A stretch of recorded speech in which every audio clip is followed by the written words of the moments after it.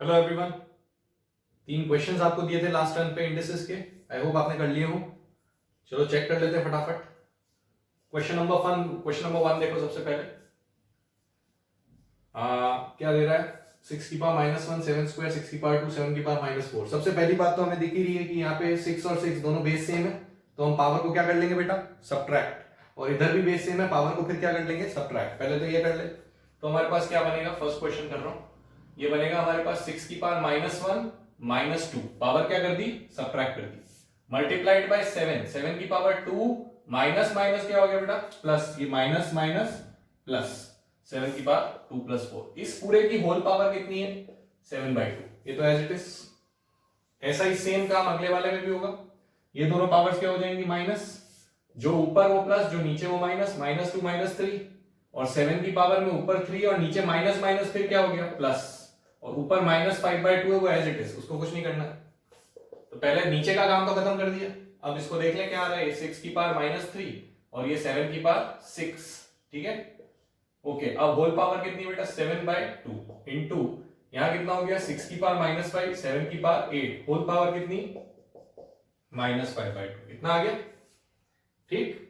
अब याद करो एक और नियम। जब दो नंबर मल्टीप्लाई हो रहे हैं और होल की पावर कॉमन है तो क्या होता था? दोनों की पावर ये बन जाएगी। ठीक है, इसकी भी पावर ये और इसकी भी पावर ये, वो वाला रूल अप्लाई करें तो क्या आएगा? 6 की पावर -3 होल पावर कितना? 7/2। 7 की पावर 6 होल पावर कितना? 7/2। सेम इधर भी हो गया। 6 की पावर -5 होल पावर कितना? -5/2। और यहां पे 7 की पावर 8 होल पावर कितना? -5/2। ठीक है बेटा, इतना आ गया।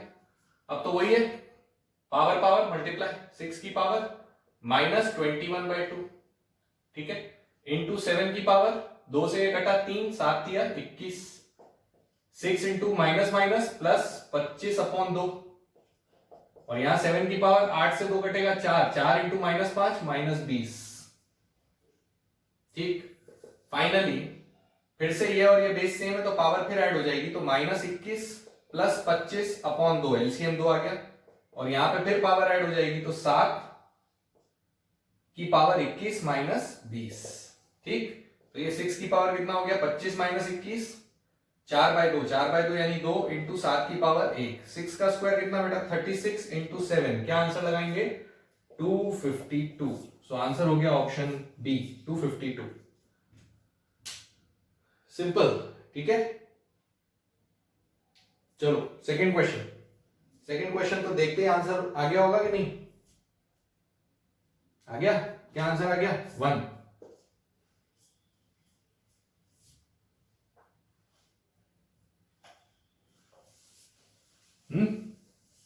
बताया था लास्ट क्लास में कि इस तरीके का जब एक्सप्रेशन हो, साइक्लिक मतलब सिमेट्रिक, और बीच में मल्टीप्लीकेशन हो, तो जनरली आंसर क्या आएगा? 1 आएगा। इसमें क्यों 1 आ गया भाई?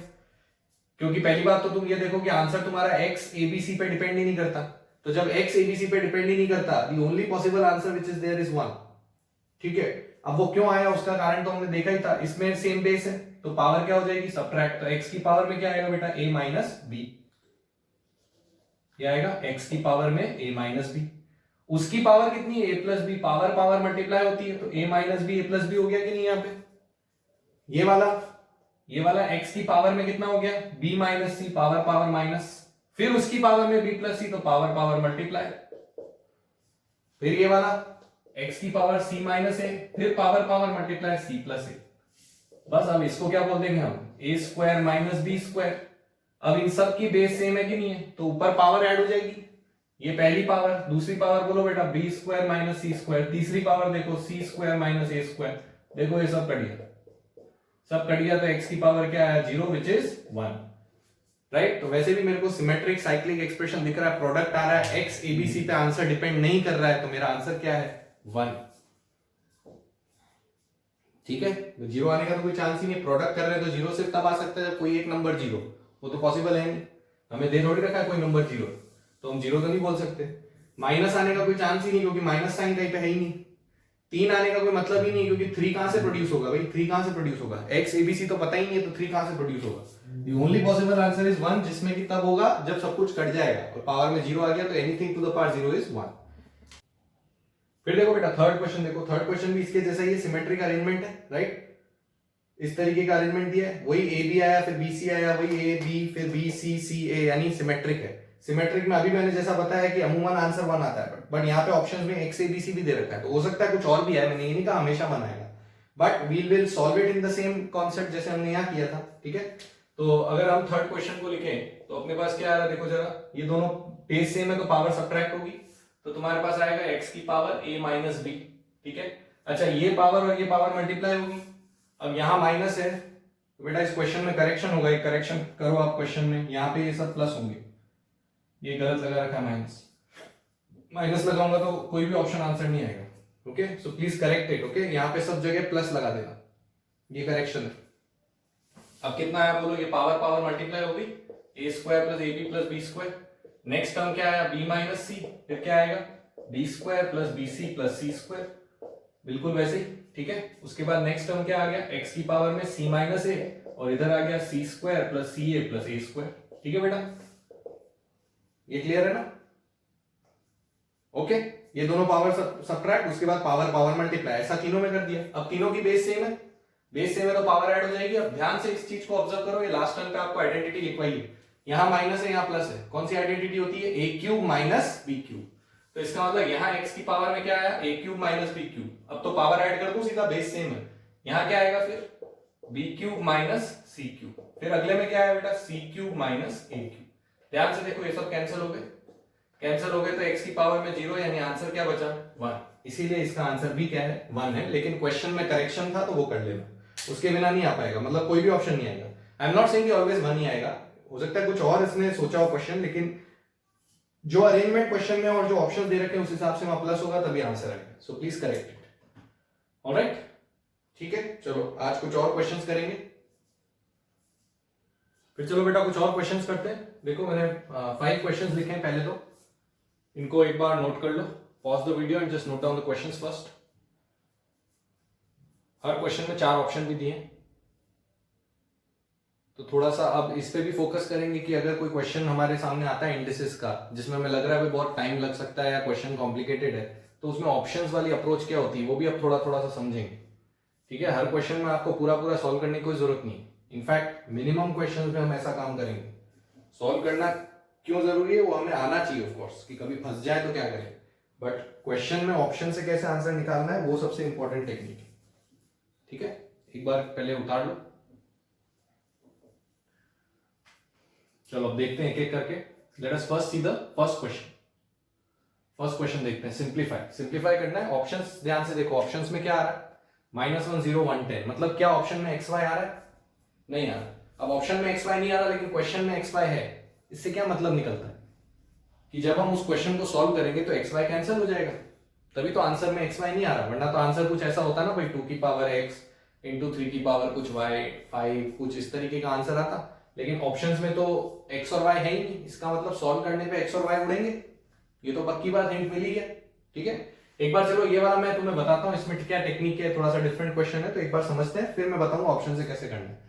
पहले तो अपन इसको सिंप्लीफाई कर लेते हैं। अब सिंप्लीफाई करने का मतलब बेटा वही है, वापस मल्टीप्लाई और डिवाइड आ रहा है, हमें पता है कि जिनकी बेस सेम है और जो ऊपर है वो तो प्लस होती जाएगी पावर, और जो नीचे है वो माइनस होती जाएगी, ठीक है।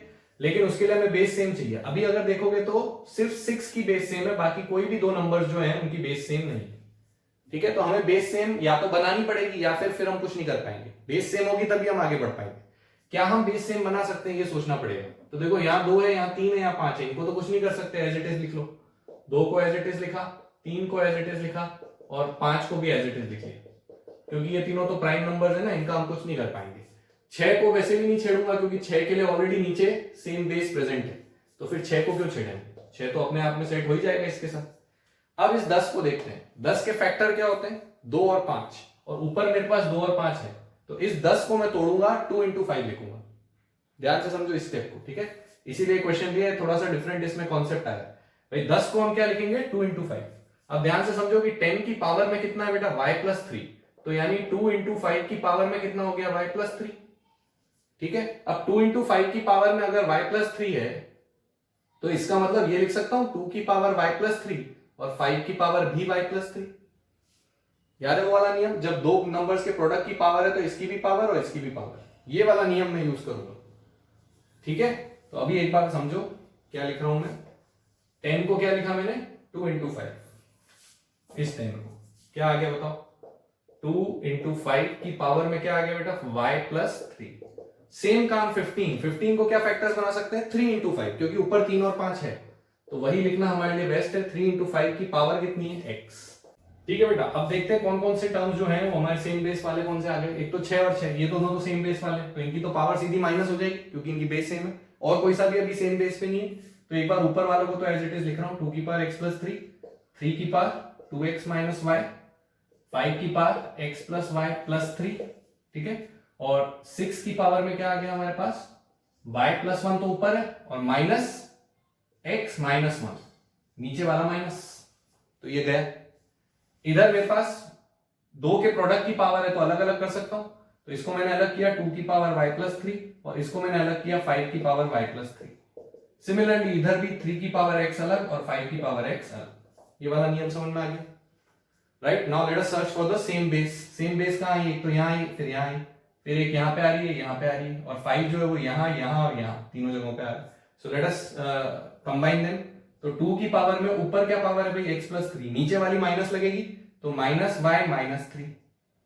फिर 3 के साथ में देखें जरा, ऊपर कितना है 2x माइनस y, नीचे कितना है बेटा x, माइनस लगेगा।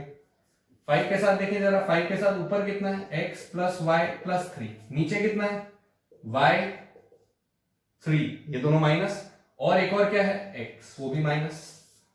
इसके बाद 6 के साथ क्या बचा वो भी लिख लेते हैं। 6 के साथ देखो, ये 1 से 1 तो कट गया, क्या बचा y माइनस एक्स, ये 6 के साथ y माइनस एक्स, बाकी सब कैंसिल, नीचे अब कुछ नहीं बचा।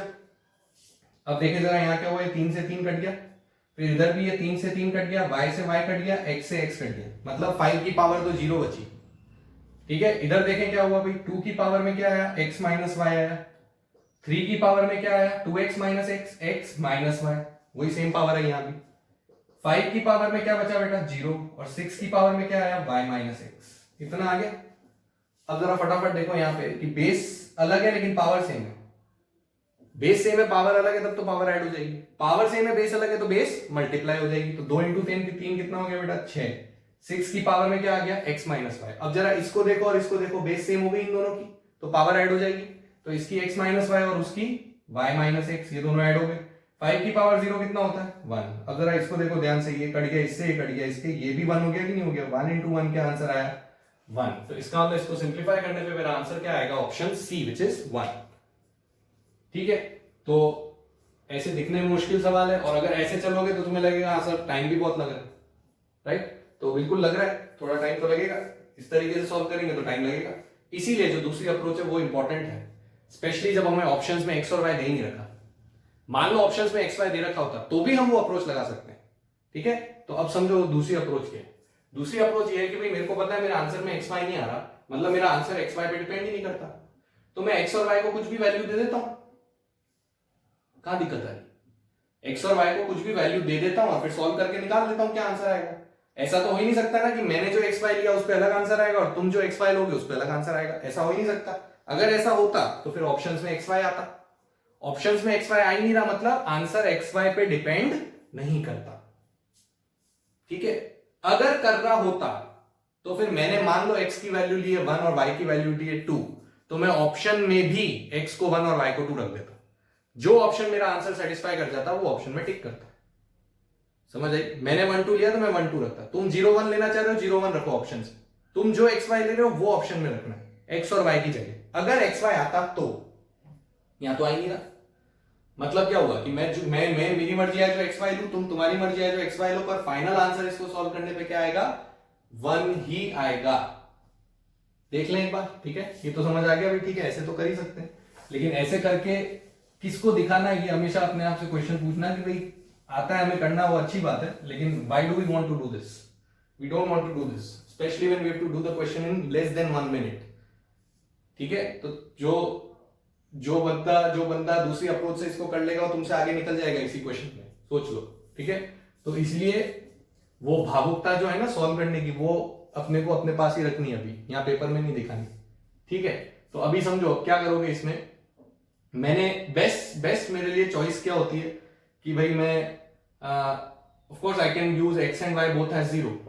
0 इज द बेस्ट चॉइस. कोई भी सब्स्टिट्यूशन करने के लिए 0 इज द बेस्ट चॉइस, क्योंकि वो क्या करेगा भाई, सब पावर्स को एज इट इज ले आएगा वापस. तो ऑफ कोर्स मैं 0 रख सकता हूँ x और y को.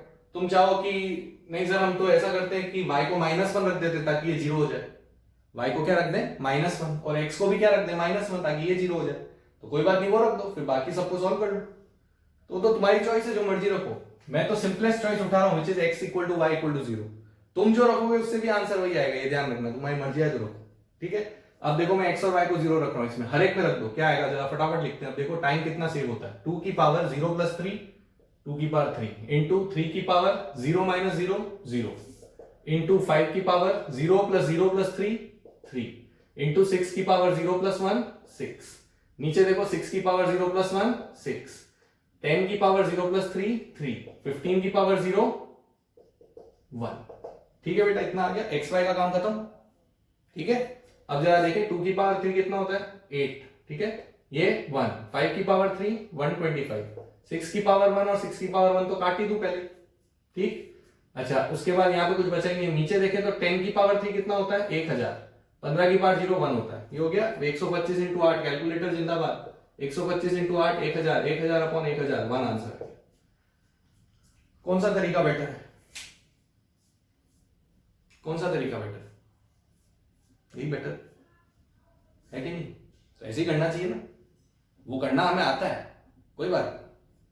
ठीक है, बट यहां वो कोई तरीका लगाना ये तो किसी ने नहीं बोला. तो ऐसे करेंगे ताकि हमारा जो क्वेश्चन है वो 30 सेकंड में क्वेश्चन सॉल्व हो गया, खत्म. समझ आई. That is how we use options. अब तुम्हारे दिमाग में सवाल आएगा, सर आपने x y 0 क्यों लिए. बेटा उसका जवाब मैं दे चुका हूं. मैं हमेशा सिंपलेस्ट चॉइस लूंगा. 0 एक ऐसा नंबर है जो कोई भी नंबर को अफेक्ट नहीं करता. तो अगर मैं 0 लेता हूं तो जो पावर आ रही है ना वो एज इट इज लिख दूंगा. जबकि कुछ और लूंगा तो मेरे को प्लस माइनस करना पड़ेगा. पर मैं ये नहीं कह रहा तुम कुछ और नहीं ले सकते. जैसे मैंने x और y दोनों को 0 लिया, तुम चाहो तो x को 0 y को 1 ले लो, x को -1 y को -1 ले लो, x को 1 y को 2 ले लो, जो मर्जी ले लो. क्योंकि ऑप्शन में x y नहीं है, हमेशा आंसर 1 ही आएगा. सर अगर ऑप्शन में x y होता तो, बेटा ऑप्शन में x y होता तो जो x y मैंने चुना है मैं वही x y ऑप्शन में रख देता. फिर ऑप्शन से वही आंसर आना चाहिए जो इसका आंसर आ रहा है. ठीक है. ऐसे भी क्वेश्चन आएंगे जिनमें आपके पास ऑप्शंस में x y होगा तो कोई बात नहीं, हम जो मानेंगे वो ऑप्शन में भी डाल देंगे. तो ये टेक्निक बहुत इंपॉर्टेंट है. More than solving in the conventional way, आपको ये करना ज्यादा आना चाहिए. ठीक है. चलो सेकंड क्वेश्चन पे आ जाते हैं. तुम इसमें दूसरी वैल्यू लेके भी ट्राई कर लेना. ठीक है, should get the same answer. Second question देखते हैं. सेकंड क्वेश्चन क्या बोल रहा है. इफ 9 की पावर y 3 2, 3 की पावर -5 की पावर -1 -27 की पावर y अपॉन 3 की पावर 3x इंटू 2 की पावर 3 बराबर 1/27, देन x - y इक्वल्स. अब किसकी वैल्यू पूछ रहा है बेटा, x - y की. Let us check, let us solve it. तो सेकंड क्वेश्चन देखो, 9 की पावर y. अब इंपॉर्टेंट बात वापस क्या है, पहली स्टेप से मैं सोचना चालू करूंगा कि अगर मेरे को इस तरीके का एक्सपोनेंशियल, ये वापस एक्सपोनेंशियल इक्वेशन हुई कि नहीं हुई. इसकी दो साइड्स हैं, दो साइड मतलब इक्वेशन, और पावर में कुछ आ रहा है मतलब एक्सपोनेंशियल इक्वेशन. एक्सपोनेंशियल इक्वेशन में मैं हमेशा क्या चाहूंगा कि दोनों तरफ मेरी बेस सेम हो. ठीक है. यहां पे ध्यान से देखो, बेस कितनी है, 3. ठीक है, लेकिन यहां 3 नहीं है, यहां 3 नहीं है, यहां 3 नहीं है. लेकिन क्या मैं इन सबको 3 में बदल सकता हूं, बदल सकता हूं, क्योंकि 9 क्या होता है 3 का स्क्वायर, 27 क्या होता है 3 का क्यूब. तभी तो उसने ऐसे सेट करके दिया है. तो आपका पहला टारगेट है सबको 3 में बदल देना, ताकि आप एक्सपोनेंशियल इक्वेशन की तरफ बढ़ पाओ. ठीक है. So let us do, that is our first step. 9 को क्या लिख लेंगे बेटा, 3 का स्क्वायर, होल पावर कितनी है y. ध्यान से समझ लो, फर्स्ट स्टेप. क्लियर और नॉट. 9 को क्या लिखा, 3 स्क्वायर. क्यों लिखा, क्योंकि मेरे को 3 में बदलना है सबको, तभी तो मैं बाकी सब लॉज लगा पाऊंगा. फिर 3 स्क्वायर को तो मैंने 3 स्क्वायर ही छोड़ दिए. फिर 3 की पावर में क्या आ रहा है, दूसरा टर्म देखो, -y की power -1, power power multiply, minus minus plus, y into 1 y minus. फिर कितना आया बेटा, अगला आया हमारे पास 27. 27 क्या होता है, 3 की पावर 3 और होल पावर y. ठीक. नीचे देखा जाए तो 3 की पावर में तो 3x है ही, और इंटू 2 की पावर में 3 है. एज इट इज छोड़ दो, कुछ नहीं करना. 2 को तो हम 3 में नहीं बदल सकते, तो छोड़ दो. कुछ और होगा इसका, देखेंगे बाद में. इधर क्या आ गया, 1/27. 1/27 मतलब 1/3 का क्यूब. चलो सबको मैंने 3 में बदल दिया, जिन जिन को बदल सकता था बदल दिया 3. अब जरा लॉस लगाते हैं. सबसे पहली बात, यहां पे और यहां पे तीनों की बेस सेम है. बेस सेम है और यहाँ पे पावर पावर मल्टीप्लाई होगी कि नहीं होगी, तो बताओ मेरे को क्या रिजल्ट आएगा। ये कितना बनेगा बेटा 2y प्लस 2 प्लस y। अभी ये किसको समझ में नहीं आया, इसके लिए एक और स्टेप लिखूं क्या बीच में, आ गया ना समझ में, ठीक है। तो power power multiply, base same तो पावर्स ऐड हो गई। चलो अब अगला वाला -3 की power power power multiply 3y divided by 3 की पावर 3x इंटू 2 का क्यूब क्या होता है बेटा 8। इसका तो हम कुछ कर नहीं सकते, 2 का क्यूब 8 लिख लेते हैं, बराबर 1/3 का क्यूब। इसको भी छोड़ दो अभी के लिए, ठीक है। अब आगे बढ़े। अच्छा अब देखो ये कितना बन गया 2y plus y 3y plus 2 minus 3 की पावर 3y डिवाइडेड बाय 3 की पावर 3x इंटू 8 बराबर 1/3 का क्यूब। चलो इतना आ गया। अब इंपॉर्टेंट स्टेप आई, ठीक है। क्या नयापन क्या है इस क्वेश्चन में, नयापन यह है कि अभी तक हमने भाई जितने भी क्वेश्चन इंडिसेस में देखे हो क्या देखे, जिसमें या तो मल्टीप्लाई था या डिवाइड था या पावर थी। तो हमने बोला मल्टीप्लाई में पावर ऐड कर लो, डिवाइड में पावर सब्ट्रैक्ट कर लो, पावर की पावर में पावर मल्टीप्लाई कर दो, ऐसा ही सब देखा। अब इसमें क्या नया आ गया भाई, नया ये आ गया कि बीच में माइनस साइन आ गया। अब जब भी तुम्हारे पास में दो एक्सपोनेंशियल टर्म्स में बीच में प्लस या माइनस आ जाएगा तो क्या करना है, तो कोई नियम नहीं है। ये थोड़ी कि आप पावर माइनस कर देंगे, पावर कैसे माइनस कर देंगे बेटा, ना पावर ऐड कर देंगे, ऐसा तो कोई नियम पढ़ा ही नहीं हमने। अपने मन से तो नियम नहीं बना सकते, ठीक है। नियम तो जो पढ़ लिए वही है बस, उसके अलावा कोई नियम नहीं। प्रोडक्ट है तो नियम है, डिवीजन है तो नियम है, पावर है तो नियम है, बाकी कोई नियम नहीं हमारे पास। यहाँ पे माइनस आ गया, माइनस में कोई नियम नहीं, प्लस में कोई नियम नहीं। अब तो एक ही तरीका है, नॉर्मल अलजेब्रा जैसे सॉल्व करते हैं। हमें इन दोनों में से कुछ ना कुछ क्या करना पड़ेगा बेटा, कॉमन लेना पड़ेगा।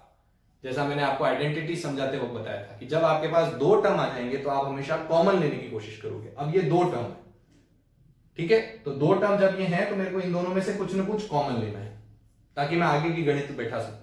तो मेरे को साफ दिख रहा है यहाँ पे 3 की पावर में क्या है 3y, यहाँ पे 3 की पावर में क्या है 3y। अब इससे पहले एक चीज समझो तुम, मैं अगर तुमसे ऐसा बोलता कि मेरे पास है 3 की पावर 3 माइनस, या ऐसा करो 3 की पावर 4 माइनस 3 की पावर 2, मान लो मैं इसको सिंप्लीफाई करने को बोलता तुम, ठीक है, तो तुम क्या करते, इसके पास कितने 3 है 4, इसके पास कितने 3 है 2। ऑफ कोर्स मैं इसको 3 की पावर 4 सॉल्व करके 81 माइनस 3 की पावर 2 9 और इसको क्या आंसर लिख लूं 72, ये तो मैं कर सकता हूं, ठीक है। लेकिन मेरे को मान लो ये नहीं करना है, मेरे को फैक्टर कॉमन निकालना है। तो मैं क्या करूं बेटा, मैं ये देखूंगा ये 3 कितनी बार लिखा मैंने 4 बार, ये 3 कितनी बार लिखा मैंने 2 बार, दोनों में कितनी बार 3 कॉमन आ गया 2 बार कॉमन आ गया। इसका मतलब क्या है 3 3 3 3 माइनस इसका मतलब क्या है 3 3, कितनी बार कॉमन आ गया 3 2 बार, तो 3 इंटू 3 को कॉमन निकाल सकता हूं। उसके बाद अंदर क्या बचेगा, एक तो 3 इंटू 3 ये, और माइनस यहाँ तो 1 बचा क्योंकि ये तो बाहर आ चुका है।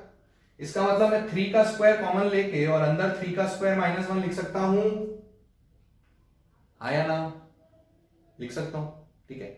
बस एग्जैक्टली वही कॉन्सेप्ट दिमाग में रखना है, जब भी बीच में प्लस माइनस आएगा हमेशा। अच्छा तुमने कॉमन क्या निकाला, जो छोटी पावर है, इन दोनों में छोटी पावर कौन थी 2, तो कॉमन हमेशा छोटी पावर ही आएगी, ठीक है। तो दो नंबर्स के बीच में जो माइनस या प्लस आ रहा है तो हमेशा छोटी वाली पावर कॉमन निकालना। आगे बात समझ में, ठीक, एग्जैक्टली सेम कॉन्सेप्ट अब मैं यहां लगाने वाला हूं। अब ध्यान से समझो।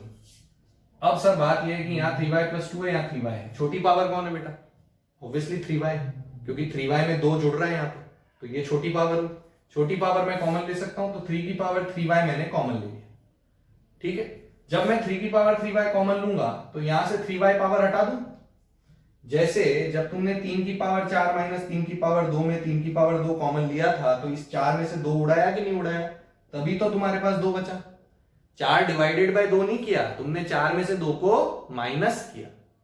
4 बार 2 लिखा था तुमने, 4 बार 3 लिखा था, उसमें से 2 बार 3 को तुमने माइनस कर दिया, तो अभी 4 में से 2 घटाया तो यहां 2 बचा, ठीक है। और फिर यहां पे ऑफकोर्स 2 में से 2 घटाया तो कुछ भी नहीं बचा, दैट मीन्स 3 की पावर 0 दैट इज 1 बचा, ठीक।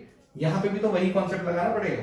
अगर मैंने 3 की पावर 3y कॉमन लिया, ठीक है, तो 3 की पावर 3y कॉमन लेने के बाद यहां से मैं 3y हटा दूंगा कि नहीं हटा दूंगा, तो ये हटा दिया, कितनी पावर बची बेटा 3 का स्क्वायर, और यहां पे तो मैंने ये पूरा कॉमन ले लिया तो 1 बचा, ठीक। अब नीचे देखें तो नीचे 3 की पावर 3x है मल्टीप्लाइड बाय 8 है बराबर 1 अपॉन कितना है भाई 3 की पावर 3। चलो ठीक है, अब जरा बताओ ये कितना है, 3 का स्क्वायर 9, 9 माइनस 1 8, तो ये पूरा जो है वो 8 के बराबर हुआ। अच्छा ये 8 और ये 8 तो कैंसिल हो गया कि नहीं हो गया? ठीक है, अब ये 3 और ये 3 तो बेस सेम है, बेस सेम है तो पावर क्या हो जाएगी? माइनस हो जाएगी। माइनस हो जाएगी तो 3 की पावर में क्या आएगा बेटा? 3y माइनस 3x, नीचे वाली पावर माइनस, इधर जो ये 3 है मैं कहां चाहता हूं? ऊपर चाहता हूं, तो पावर क्या हो जाएगी? माइनस हो जाएगी। जब भी मैं किसी नंबर को रेसिप्रोकल करता हूं तो उसकी पावर नेगेटिव हो जाती है कि नहीं हो जाती है? अगर मैं ये देता तुमको तो तुम ये लिखते कि नहीं लिखते? क्योंकि तुम्हें पावर पॉजिटिव बनानी है तो इसको उल्टा करना पड़ेगा, उल्टा करते ही वो पावर प्लस हो जाएगी। तो अभी मेरे पास पावर प्लस है लेकिन मेरे को इसको ऊपर ले जाना है तो पावर माइनस कर दूंगा। ऊपर क्यों ले जाना है सर? क्योंकि मेरे को दोनों तरफ बेस सेम चाहिए, तो यहां 3 आ गया तो वहां भी 3 चाहिए, तो इसको 3 की पावर माइनस 3 लिख लूं। अब बेस सेम है तो पावर सेम होनी चाहिए, मतलब 3y माइनस 3x बराबर कितना? -3। सही है, राइट? अच्छा इसमें से अगर 3 कॉमन ले लूं तो y माइनस एक्स बराबर -3। ये 3 से ये 3 कट गया तो यहां -1 बचा कि 0? -1, ठीक है, क्योंकि डिवाइड कर रहे हैं, 3 से 3 कैंसिल, मतलब प्लस माइनस थोड़ी कर रहे हैं, डिवाइड कर रहे हैं ना। 3 को उधर ले जाके डिवाइड किया तो -1 बचा, तो इधर कितना बचा बेटा? -1। ये बचा इधर। y माइनस एक्स की वैल्यू कितनी? -1। उसने हमसे किसकी वैल्यू पूछी है? x माइनस वाई की, मतलब इसका साइन उल्टा करना है। तो अगर मेरे को पता है भाई कि a माइनस बी मेरा 1 है तो b माइनस ए मेरा -1 होगा कि नहीं होगा? साइन चेंज करना पड़ेगा कि नहीं? ठीक है, वही कॉन्सेप्ट है भाई। x y माइनस एक्स कितना है? -1, तो x माइनस वाई कितना हो बेटा? 1। आंसर क्या लगाओगे? 1 लगाओगे, option B. Option B will be your answer which is 1। ठीक। Now again you might feel that sir ये तो बहुत लेंथी क्वेश्चन, इसमें तो बहुत टाइम लग जाएगा। बिल्कुल लगेगा। अगर ऐसे करेंगे, कन्वेंशनल तरीके से करेंगे बेटा, तो ये तो भाई ऐसे सब्जेक्टिव में अगर आता है तो 4-5 नंबर का क्वेश्चन होगा तो इतना ही सॉल्व करना ही पड़ेगा, ठीक है। लेकिन वहां जब एग्जाम में हमारे सामने क्वेश्चन आएगा 4 ऑप्शन के साथ, तो वो कोई एक्स्ट्रा मार्क्स तो देगा नहीं हमें इतना लंबा करने का। तो हमारे पास फिर एक छोटा तरीका होना चाहिए ना जिससे हम इसको जल्दी जल्दी सॉल्व कर लें। ये मैंने इसलिए करके दिखाया तुम्हें क्योंकि मेरे को तुम्हें ये कॉन्सेप्ट समझाना था। ये कॉन्सेप्ट आगे भी क्वेश्चंस में काम आएगा कि जब प्लस माइनस आ जाए बीच में तो कॉमन लेके कैसे सॉल्व करा जाता है एक्सपोनेंशियल फॉर्म में। वो कॉन्सेप्ट समझ में जरूर आना चाहिए। ये नहीं कि सर ने शॉर्ट ट्रिक बता दी तो वो भूल गए। ये ध्यान रखना, जो जो बात मैं समझा रहा हूं कहीं ना कहीं काम आएगी, इसीलिए समझा रहा हूं। क्लियर है? तो ये तो तरीका हो गया कन्वेंशनल तरीका। आंसर मेरा आ गया 1। अब अगर सपोज करो भाई कि मेरे को इसको थोड़ा जल्दी सॉल्व करने की कोशिश करनी है, या मान लो मेरे को ये चीज क्लिक नहीं करी जो मैंने अभी करा, तो what is the alternative way of doing it? Alternative तरीका क्या हो सकता है? तो अब देखो बेटा, अभी इससे पिछले क्वेश्चन में मैंने बोला था x और y 2 वेरिएबल थे, ऑप्शन में आ ही नहीं रहे थे, कुछ भी x y मान के सॉल्व कर। अब इस क्वेश्चन में देखा जाए तो फिर से x और y आ रहे हैं और ऑप्शन में x y नहीं आ रहा। क्यों आएगा ऑप्शन में जब उसने क्वेश्चन ही x और y का पूछा? तो ये अलग क्वेश्चन हो गया। इसमें ये थोड़ी किसी की वैल्यू निकालनी, इसमें तो ये एक इक्वेशन है उसको सॉल्व करना है। सॉल्व जब करना है तो मन से थोड़ी कोई एक्स वाई मान लेंगे। जब मन से ही एक्स वाई मान लेंगे तो फिर तो आंसर ही हमने मान लिया, वो थोड़ी पॉसिबल है, ठीक है। तो इसलिए ये तो कर नहीं सकता कि x को कुछ मान लो y को कुछ मान लो, x माइनस वाई निकाल लो। फिर तो क्या मान, फिर इसको क्या सॉल्व करना है? जैसे मैंने x को 1 माना, y को 0 माना, तो 1 माइनस 0 1 आंसर आ गया, राइट। लेकिन ऐसे थोड़ी कर सकता हूं, मेरे को उस इक्वेशन में रख के सेटिस्फाई कराना है, राइट। तो इसलिए ऐसा तो मैं नहीं कर सकता। लेकिन मैं एक काम कर सकता हूं, मेरे पास यहाँ कितने अननोन है जो उसने पूछे हैं? 2। उनमें से एक को तो मैं वैल्यू दे सकता हूं ना, दूसरे को नहीं देता हूं। दूसरा मैं उस इक्वेशन से निकाल दूंगा, लेकिन किसी एक को तो वैल्यू दे सकता हूं। उसमें कहां दिक्कत है भाई? इसने मेरे से पूछा x माइनस वाई की क्या वैल्यू होगी, तो मैं किसी एक की वेरिएबल को वैल्यू दे देता हूं। और कौन से वेरिएबल को वैल्यू देना बेटर है? y को, क्योंकि y 3 बार आ रहा है, x तो खाली एक बार आ रहा है। तो जो वेरिएबल 3 बार आ रहा है उसको उड़ाना ज्यादा बेटर है कि एक बार आ रहा है उसको उड़ाना ज्यादा बेटर है? 3 बार आ रहा है उसको उड़ाना बेटर है। तो अब देखो मेरा दूसरे का ऑल्टरनेटिव तरीका, मैंने बोला लेट y इक्वल टू 0, फिर से 0 ही। मेरे लिए तो 0 इज ब्रह्मास्त्र, ठीक है। 0 जो है वो सबसे कन्वीनियंट वैल्यू है। ऑलराइट, तो मैंने y को क्या रखा भाई? 0 रखा। अब तुम समझो, अगर मैं y को 0 रखता हूं तो इधर भी रखना पड़ेगा। मैंने कहा था जब ऑप्शन में आ रहा हूं, मतलब यहाँ क्वेश्चन में x y आ रहा है तो हमें वहां भी रखना पड़ेगा। हमने y को अगर 0 वहां रखा है तो हमें यहां भी रखना पड़ेगा। यानी वो हमसे अब क्वेश्चन क्या पूछ रहा है? x माइनस 0, यानी वो मेरे से क्या पूछ रहा है? x पूछ रहा है। अब ध्यान रखना, तुम्हें सिर्फ क्या निकालना है? x निकालना है। जो भी x इस इक्वेशन से आएगा वो तुम्हारा आंसर। समझ आई बात? ठीक है, let us try to solve it now. Let us put y equal to 0 in this. Anything to the power 0 1, 3 का स्क्वायर 9, 3 की पावर 0 मतलब ये माइनस माइनस प्लस कर दूं, माइनस माइनस प्लस कितना हो गया बेटा? क्या इससे मतलब ही नहीं, 3 की पावर 0 1 हो गया, 1 की कोई भी पावर 1 होती तो आगे सोचने की जरूरत ही नहीं। ये मत सोचना कि माइनस आ गया तो माइनस 1 लिख देंगे, ये हमेशा ध्यान रखना 1 की पावर कुछ भी हो 1 ही आएगा, भले ही प्लस हो या माइनस हो कोई फर्क नहीं पड़ता। 1 की पावर में प्लस आया या माइनस हमेशा आंसर 1। समझ में आई बात? तो इसलिए इसका आंसर तो 1 हो गया, तो ये तो पूरा टर्म सॉल्व हो गया और ये आंसर आ गया। अच्छा, इधर 27 की पावर में फिर क्या आया? 0। 27 की पावर 0 1। नीचे देखा जाए तो मेरे को x नहीं पता, 3 की पावर 3x छोड़ दो और 2 की पावर 3 कितना होता है बेटा? 8 बराबर कितना दे रखा है? 1/27। चलो ये आ गई इक्वेशन। देखो मजे की बात, देखो y उड़ गया तो इक्वेशन इतनी सिंपल हो गई। अब क्या हुआ भाई? 9 इंटू 1 इंटू 1 9, 9 माइनस 1 अपॉन 3 की पावर 3x इंटू 8 बराबर 1/27। 27 को भी 3 की पावर 3 लिख लेना, उसमें तो कोई दिक्कत है नहीं हमें। ठीक है, अब जरा देखो 9 माइनस 1 कितना होता है बेटा? 8। 8 से ये 8 क्या हो गया? कैंसर। अब ध्यान से देखो 1/3 की पावर 3x बराबर 1/3 की पावर 3 हो गया, हुआ कि नहीं हुआ? तो इसको अगर मैं क्रॉस मल्टीप्लाई कर लूं, ये इधर चला गया, इधर चला गया, तो 3 की पावर 3x बराबर 3 की पावर 3 आ गया। दोनों तरफ बेस सेम है, पावर भी सेम होनी चाहिए, तो 3x बराबर 3 होना चाहिए। 3 से 3 कट गया तो x बराबर कितना होना चाहिए? 1 होना चाहिए कि नहीं होना चाहिए? यानी तुमने जब y को 0 माना तो तुम्हारा x कितना है बेटा? 1। मेरे को अब निकालना क्या था? x माइनस y निकालना था और y मेरा 0 है, तो मेरे को x ही निकालना है। तो x मेरा कितना आया? 1। तो कौन सा ऑप्शन आंसर हुआ? ये ऑप्शन आंसर।